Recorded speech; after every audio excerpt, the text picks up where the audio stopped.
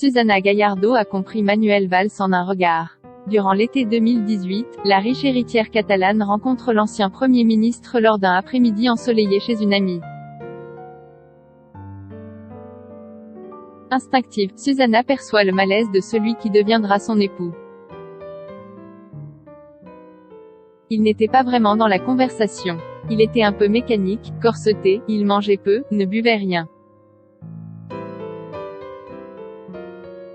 Je me suis d'abord dit que c'est comme ça. En France, les politiques se prennent très au sérieux, a-t-elle déclaré à nos confrères de Paris Match.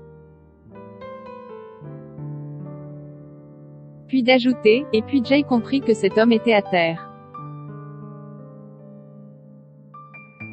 Personne avant Susana n'avait su percevoir les failles de Manuel Valls, qui avait essuyé dans le passé plusieurs échecs amoureux.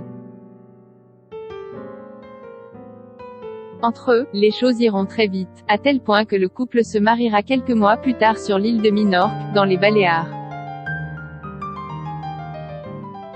Grâce à cet amour retrouvé, l'ancien Premier ministre oubliera un temps les blessures laissées par sa carrière politique en France, lui qui s'est senti abandonné de tous. C'est même Susana qui encouragera Manuel Valls à tenter de briguer la mairie de Barcelone, un projet colossal qui se soldera par un échec. Jamais trop loin de Paris, il y a 2 ans et demi, Manuel Valls décidait de quitter Paris pour explorer d'autres horizons. Pourtant, l'homme politique n'a jamais vraiment su tourner cette page de sa vie, et a récemment redéposé ses valises dans la capitale, dans un sublime appartement de Saint-Germain-des-Prés avec son épouse.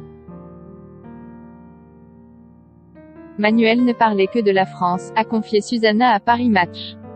Dans son ouvrage qui sortira le 24 mars et dont Le Point a publié les bonnes feuilles, Manuel Valls écrit d'ailleurs, « Susana, mon épouse francophone et francophile, qui m'a donné aussi ce bonheur, me dit que je pense comme un Français.